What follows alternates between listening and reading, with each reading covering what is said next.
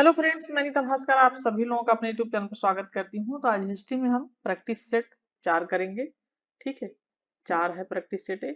और जैसा कि असिस्टेंट प्रोफेसर टीजीटी पीटी आदि सभी एग्जाम के लिए क्वेश्चन उतने ही इंपॉर्टेंट हैं और यूपी विशेष आदि एग्जाम के लिए वेरी इंपॉर्टेंट है। तो सारे क्वेश्चन जरूर देखें। 70 क्वेश्चन है इसमें, जो कि मैं 35 क्वेश्चन के 2 सेट में मैं कराती हूँ 2 वीडियो में।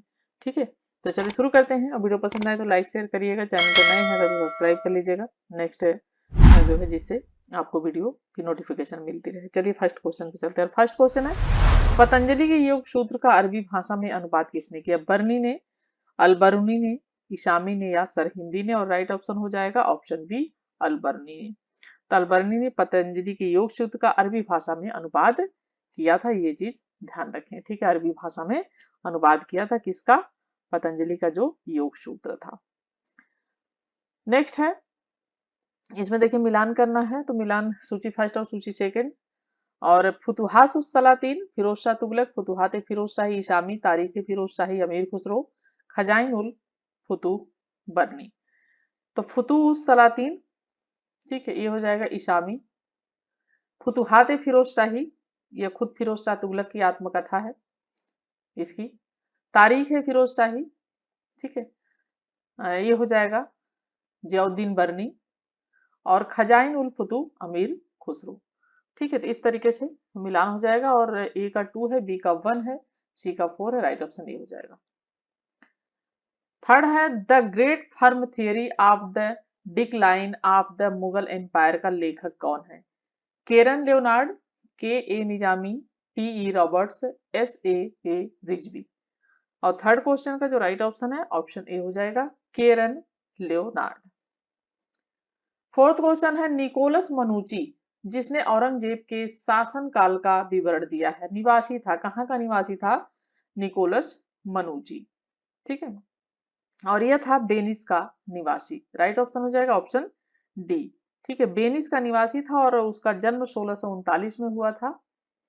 ठीक है, और जो कि 14 वर्ष की आयु में अपना घर छोड़ दिया था इसने, और एक विदेशी व्यापारी डिस्काउंट वेलेमो की सेवा में आ गया था। और उसके बाद यात्रा करते हुए 1658 में सूरत बंदरगाह पर ये पहुंचा था, 1658 में। ठीक है, और जिसने इस्टोरियो दुई मोगार में उत्तराधिकार युद्ध का आंखों देखा वर्णन किया है।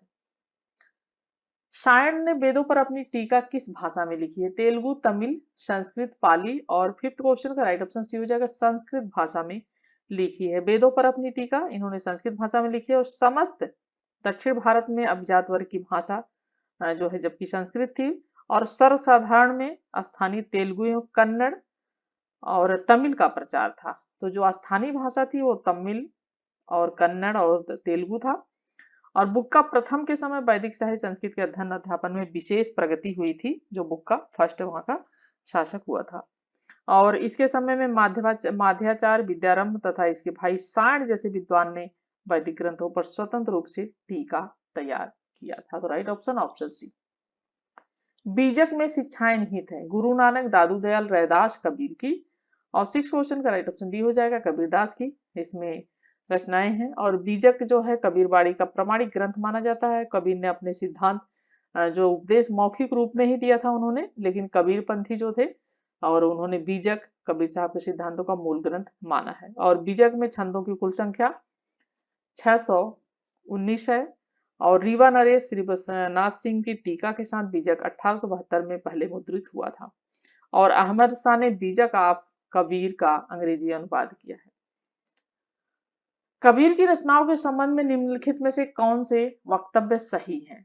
ये है, कबीर पंथियों द्वारा रचित कबीर के पदों के सर्वाधिक श्रद्धेय संग्रहों में बीजक है, जो आदि ग्रंथ में संग्रहित है। बी है, पंजाबी परंपरा के बजाय दादू बंथियों द्वारा पंचावनी में रचित कबीर के पद अपेक्षाकृत कम प्रमाणिक है। और सी है, सालर्ट बार्डविल का तर्क है कि आदि ग्रंथ में संग्रहित कबीर संग्रह कबीर पंथियों के सांप्रदायिक आग्रहों से मुक्त है। और डी है, डेविड लॉरेंजन का मानना है कि कबीर के सभी तीनों प्रमुख संग्रहों में अन्य स्रोतों से ली गई सामग्री के प्रतीक है।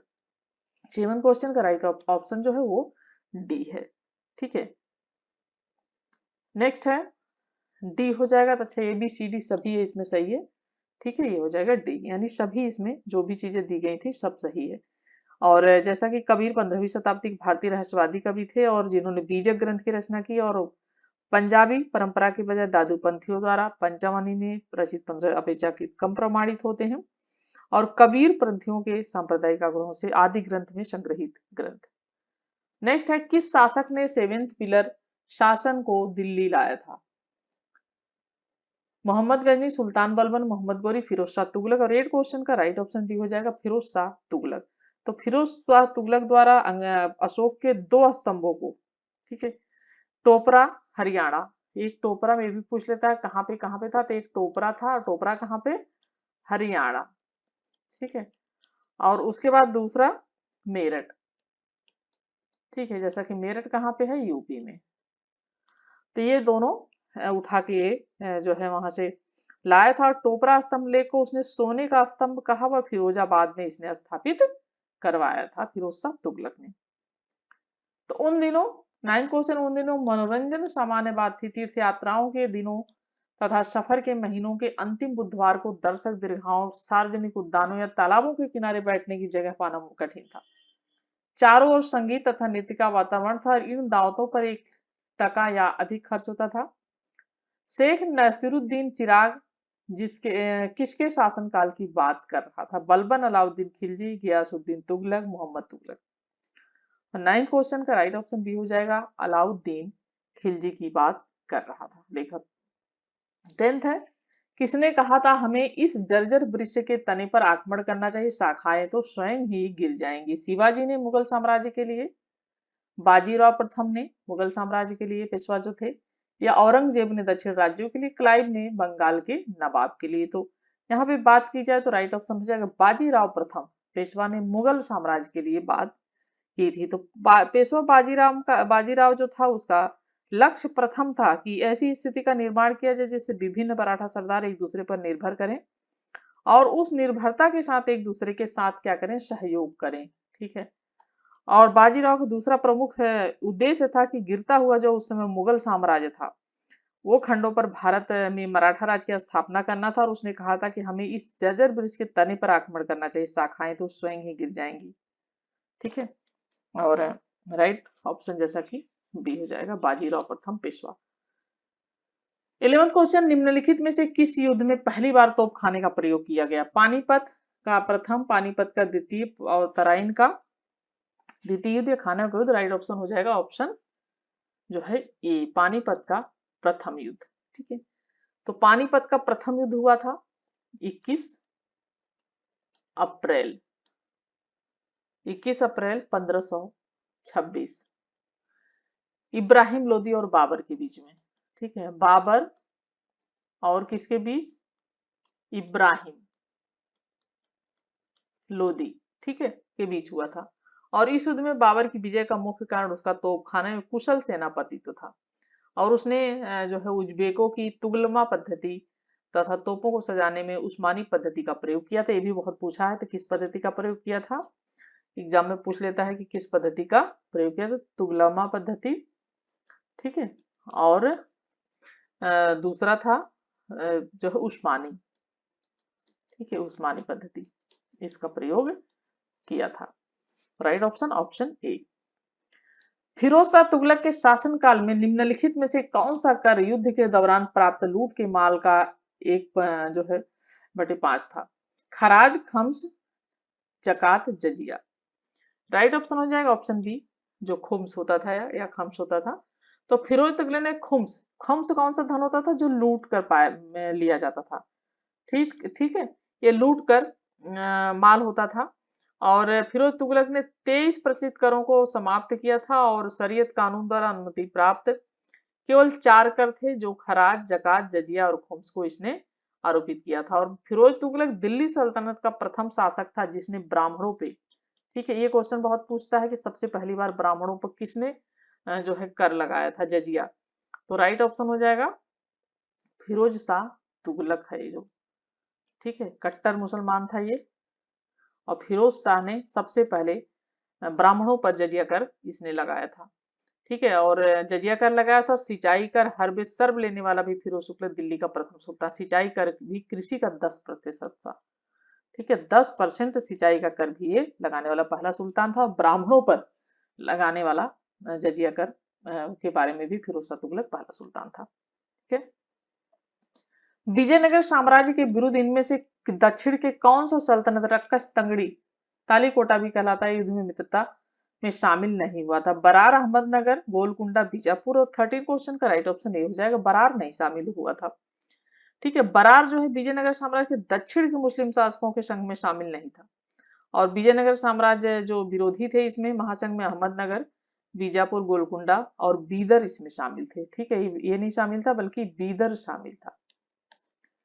ठीक है। और इस युद्ध के समय विजयनगर का शासक जो था वो सदाशिव राय था। ठीक है, सदाशिव राय था। नेक्स्ट है, निम्नलिखित में से कौन सा कथन सही नहीं है? सैयद मोहम्मद नूर बख्शियां संप्रदाय का संस्थापक था। नूर बख्शियां संप्रदाय के विचार फिके हवाल नामक पुस्तक में निहित है। सी है, नूर बख्शियां मुहर्रम नहीं मनाते। डी है, नूर बख्शियों को मिर्जा हैदर दुगलत के काल में परेशानियों का सामना करना पड़ा जिसने उन पर अत्याचार किए। 14 क्वेश्चन का राइट ऑप्शन सी हो जाएगा, नूर बख्शियां मुहर्रम नहीं मनाते थे। ये चीज क्या पूछा? सही नहीं है, बाकी तीनों सही है। ठीक है, तो यह कथन सही नहीं, जबकि सैयद मोहम्मद नूर बख्श कहिस्तानी नूर बख्शिया संप्रदाय का संस्थापक था और नूर बख्शियों को मिर्जा हैदर दुगलत के काल में परेशानियों का सामना करना पड़ा था जिसने उन पर अत्याचार किए। ये बातें सारी ये जो है सारी सही है।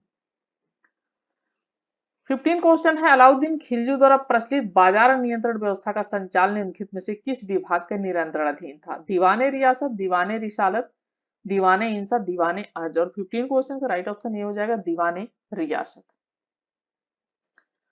16 क्वेश्चन, निम्न में से किस सुल्तान ने कुछ क्षेत्रों में मुक्ति के कर संग्रह व सैनिक कार्यों को अलग कर उसकी शक्ति को काफी कमजोर कर दिया? बलबन, अलाउद्दीन खिलजी, गियासुद्दीन तुगलक, मोहम्मद बिन तुगलक। और 16 क्वेश्चन का जो राइट ऑप्शन हो जाएगा ऑप्शन बी हो जाएगा। ठीक है, अलाउद्दीन खिलजी। नेक्स्ट है, किस भारतीय शासक की प्रशासन प्रणाली में महतरफा और जकात नाम का सीमा शुल्क लगाया गया था? अकबर, जहांगीर, औरंगजेब, मराठा। और 17 क्वेश्चन का राइट ऑप्शन सी हो जाएगा, औरंगजेब। नीचे दो कथन दिए गए, अभिकथन और तर्क। तो पढ़ते हैं कारण और तर्क। अभिकथन, तो प्रत्येक जागीरदार प्राथमिक रूप से मनसबदार था परंतु प्रत्येक मनसबदार जागीरदार नहीं था। कारणदार, कुछ मनसबदारों को नगद अदायगी की बात नगद अदायगी की जाती थी, जागीरों द्वारा नहीं की जाती थी। नगद पैसे दिए जाते थे लेकिन जागीरों द्वारा जागीरें नहीं दी जाती थी। और ये 3 क्वेश्चन है और इसका राइट ऑप्शन हो जाएगा, दोनों बातें सही और एक व्याख्या भी सही है। निम्नलिखित में से कौन सल्तनत काल में शाही सचिवालय का व्यंजक था? दीवाने अर्ज, दीवाने इंसा, दीवाने बिजारत, दीवाने बरीद। और 19 क्वेश्चन का जो राइट ऑप्शन हो जाएगा ऑप्शन बी हो जाएगा, दीवाने इंसा। 20 है, निम्नलिखित में से कौन मराठा पैदल सेना के सबसे निचले दर्रे पर था? नायक, हवलदार, जुमलादार, हजारी। और राइट ऑप्शन हो जाएगा इसका, ठीक है, ऑप्शन ए हो जाएगा, नायक जो होता था। तो शिवाजी की जो स्थल सेना को एक व्यवस्थित प्रशासनिक रूप प्राप्त था जैसा कि, और मराठा पैदल जो सैनिक होते थे उन्हें कहा जाता था, क्या कहा जाता था? उन्हें नायक कहा जाता था। और प्रत्येक 10 सैनिकों पर एक नायक होता था। कितने सैनिकों पर? 10। उस पर एक नायक होता था और प्रत्येक 50 पर एक हवलदार होता था। हवलदार कितने पर होता था? 50 पर। ये कितने पर होता था? 10 पर। ठीक है, और हवलदार और 100 सिपाहियों के प्रधान को जुमलेदार कहा जाता था। जो 100 सिपाही होते थे उनका जो प्रधान होता था उसको कहा जाता था जुमलादार। और 1000 सिपाहियों के प्रधान को हजारी कहा जाता था। हजारी किसे कहा जाता था? 1000 सिपाहियों के प्रधान को। ठीक है, इस तरीके से है। और देखिए डीपली क्वेश्चन पूछता है तो इस तरीके सारी चीजें पूछ लेता है, तो जरूर ध्यान रखें ये सब चीजें। ठीक है, नेक्स्ट क्वेश्चन देखते हैं। एक शाही फरमान द्वारा निम्नलिखित में से आमेर के किस राजा को अपनी वतन जागीर में ही मकराना संगमरमर के प्रयोग से रोका गया था? राम सिंह फर्स्ट, राजा बिशन सिंह, मिर्जा राजा जय सिंह, सवाई जय सिंह। और 21 का राइट ऑप्शन सी हो जाएगा, मिर्जा राजा जय सिंह।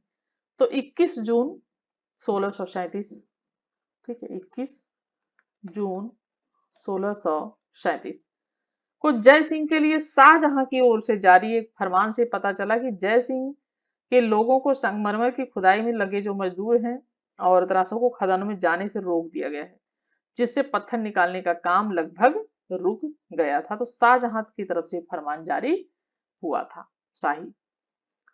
22 क्वेश्चन है, निम्न सुल्तानों में से किसने कृषि के पुनरुत्थान के लिए कृषकों को सरकारी खजाने से ऋण देने की प्रथा का प्रारंभ किया? बलबन, अलाउद्दीन खिलजी, मोहम्मद बिन तुगलक, फिरोज शाह तुगलक। 22 का राइट ऑप्शन सी हो जाएगा, मोहम्मद बिन तुगलक। सुल्तान ने आदेश दिया वह जो भी पैदा करते हैं उनकी नपाई प्रति बिस्वा पैदा हुई फसल के हिसाब से की जानी चाहिए और सबको बिना किसी भेदभाव के उसका आधा जमा करना चाहिए। उपरोक्त कथन में किस सुल्तान ने जमीन की नपाई को फसल के मूल्यांकन के आधार बनाई? इल्तुतमिश, अलाउद्दीन खिलजी, मोहम्मद तुगलक, फिरोज तुगलक। 23 का राइट ऑप्शन भी हो जाएगा, अलाउद्दीन खिलजी। इस बादशाह ने स्थानीय और अन्य अधिकारियों से यात्रियों तथा व्यापारियों को क्षति नहीं पहुंचाने और यदि कोई व्यापारिक दुर्घटना में और बिना उत्तराधिकारी के मर जाता है तो उनकी संपत्ति को नहीं हड़पने का आदेश दिया। साथ ही अधिकारियों को व्यापारियों से केवल बाजार मूल्य पर ही माल खरीदने को कहा गया। शेर शाह, अकबर, जहांगीर, शाहजहां। 24 का जो राइट ऑप्शन हो जाएगा, ऑप्शन ए हो जाएगा, शेर शाह। विजयनगर साम्राज्य के प्रशासन की इकाइयों को अवरोहण क्रम में रखिए। वलनाडु, नाडु, ग्राम, स्थल, मंडलम, कुर्रम। और 25 का जो राइट ऑप्शन हो जाएगा, पहले 3 मंडलम, ठीक है, फिर उसके बाद हो जाएगा इसका, ठीक है, पहले मंडलम हो जाएगा, फिर हो जाएगा बलनाडु, फिर हो जाएगा नाडु, फिर उस हो जाएगा कुर्रम, फिर हो जाएगा स्थल, उसके बाद आएगा ग्राम। तो राइट ऑप्शन हो जाएगा ऑप्शन डी, ठीक है, क्रम में रखेंगे तो। पहले लंबी ग्रैंड ट्रंक रोड किसके द्वारा बनवाई गई थी? सबसे लंबी, अकबर, शाहजहां, जहांगीर, शेरशाह सूरी। राइट ऑप्शन हो जाएगा ऑप्शन इसका जो है शेरशाह सूरी द्वारा। निम्नलिखित में से कौन सा सुल्तान राजस्व निर्धारण हेतु भूमि मापने से संबद्ध नहीं? अलाउद्दीन खिलजी, गियासुद्दीन तुगलक, सिकंदर लोदी, शेरशाह। 27 का जो राइट ऑप्शन हो जाएगा, ऑप्शन बी हो जाएगा, गियासुद्दीन तुगलक। नेक्स्ट है, निम्नलिखित सूफी संतों को कालक्रम के अनुसार व्यवस्थित कीजिए तथा निम्नलिखित विकल्पों में से सही विकल्प का चुनाव करिए। मीर सैयद, गेसुदरा, निजामुद्दीन औलिया, ख्वाजा मोइनुद्दीन चिश्ती, शेख अहमद सरहिंदी। और 28 का ख्वाजा मोइनुद्दीन चिश्ती जो है, ठीक है, 1142 से 1236, ठीक है, 1236। उसके बाद है निजामुद्दीन औलिया, ये है 1265 से 1325, 1325, ठीक है। उसके बाद है मीर सैयद गेशुदराज, ये है 1321 से 1422, 1321 से 1422। फिर शेख अहमद सरहिंदी 1564 से 1624, 1564 से 1624, ठीक है। तो इस तरीके से, और जो वो होगा क्रम लगेगा इनका, तो राइट ऑप्शन इसका बी हो जाएगा, पहले सी, बी, ए, डी। नीचे 2 वक्तव्य दिए गए हैं तो कथन पढ़ते हैं। कथन है, मध्यकाल में संगीत पर संस्कृत में लिखी गई अनेक पुस्तकों का फारसी में अनुवाद किया गया। कारण, प्रारंभिक चिश्ती सूफी संत संगीत, ठीक है, सूफी संघ संगीत जो है सभाओं जिन्हें समा कहा गया के शौकीन थी। 29 क्वेश्चन का राइट ऑप्शन हो जाएगा। दोनों ही चीजें देखिए सही है लेकिन इसकी व्याख्या सही नहीं है। 30 क्वेश्चन है, किसके शासनकाल को स्थापत्य कला का स्वर्ण काल कहा जाता है? अकबर, जहांगीर, शाहजहां, औरंगजेब। और 30 क्वेश्चन का जैसे कि राइट ऑप्शन क्या हो जाएगा, शाहजहां को कहा जाएगा, क्योंकि शाहजहां के काल में स्वर्ण काल माना जाता है स्थापत्य काल का। ताजमहल से लेके जामा मस्जिद दिल्ली की, और दीवाने खास शीश महल, दीवाने आम, नगीना मस्जिद, मोती मस्जिद, सब इसी के द्वारा निर्मित हैं। तो स्वर्ण काल कहा जाता है शाहजहां का स्थापत्य कला का। सल्तनत काल में सरजानदार था, प्रमुख गुलाम था, प्रमुख अंगरक्षक था, प्रमुख गुप्तचर था, या प्रमुख न्यायाधीश था। और 31 का जो राइट ऑप्शन बी हो जाएगा, प्रमुख अंगरक्षक। तो सरजानदार सल्तनत काल का प्रमुख जो है अंगरक्षक होता था। कौन? सरजानदार। यही से सब क्वेश्चन देखिए पूछे जाते हैं। निम्नलिखित में से कौन चिश्ती संत नहीं थे? Sheikh Moinuddin Chishti, Nizamuddin Auliya, Sheikh Hamiduddin Nagauri, Sheikh Safiruddin Arif. 32 right option D हो जाएगा, शेख सदरुद्दीन आरिफ। ठीक है, शेख सदरुद्दीन आरिफ सुहरावर्दी शाखा के सूफी संत थे ये। ठीक है, चिश्ती नहीं थे, सुहरावर्दी के थे, ये ध्यान में रखना है। ठीक है, और जो कि सूफी संत है, प्रसिद्ध सूफी संत है सुहरावर्दी बहाउद्दीन जाकरिया, इनके पुत्र थे। किसके पुत्र थे? बहाउद्दीन जाकरिया के, शेख सदरुद्दीन आरिफ। निम्नलिखित मकबरों को उनके कालक्रम के अनुसार व्यवस्थित करें। शेख सलीम चिश्ती का मकबरा फतेहपुर सीकरी, आसफ खान का मकबरा जो है लाहौर, अतगा खान का मकबरा दिल्ली, अकबर का मकबरा सिकंदरा। ठीक है, और अगर हम काल के अनुसार करेंगे तो उनका क्रम हो जाएगा, अदगन खान का मकबरा पहले आएगा। ठीक है, और उसके बाद आएगा शेख सलीम चिश्ती का, फिर आएगा अकबर का, फिर आएगा आसफ खान का मकबरा। और राइट ऑप्शन जैसा कि सी हो जाएगा, CADB। संत नामदेव पेशे से एक क्या थे? दर्जी, मोची, जुलाहा, नाई। 34 का राइट ऑप्शन दर्जी थे। संत नामदेव दर्जी जाति से थे और महाराष्ट्र में भक्ति आंदोलन को लोकप्रिय बनाने इनकी महत्वपूर्ण भूमिका थी। और बारकरी संप्रदाय से संबंधित, ये भी पूछ लेता कई बार किस संप्रदाय से थे, तो ये बारकरी संप्रदाय से संबंधित थे। और संत ज्ञानेश्वर जो थे उनके गुरु थे। कौन थे गुरु इनके? संत ज्ञानेश्वर। ठीक है, इनके गुरु थे। हजमनामा की चित्रकारी किसके आदेश पर बनाई गई? 35 क्वेश्चन है। अकबर, जहांगीर, शाहजहां, औरंगजेब। और 35 क्वेश्चन का राइट ऑप्शन ये हो जाएगा अकबर। ठीक है, हजमनामा की चित्रकारी किसके द्वारा आदेश पर बनाई गई? तो अकबर के आदेश पर बनाई गई थी। और मुगल चित्रकला में सबसे पहली अत्यंत कृति देखने में आई है, और वह दस्ताने अमीर हमजा अर्थात हजमनामा। और इसमें लगभग 1200 चित्र हैं। ठीक है, और बदायूं व शहबाज नवाज खां के अनुसार इसके चित्रण का कार्य अकबर की प्रेरणा से शुरू हुआ था, जिसमें 15 वर्ष लगे थे।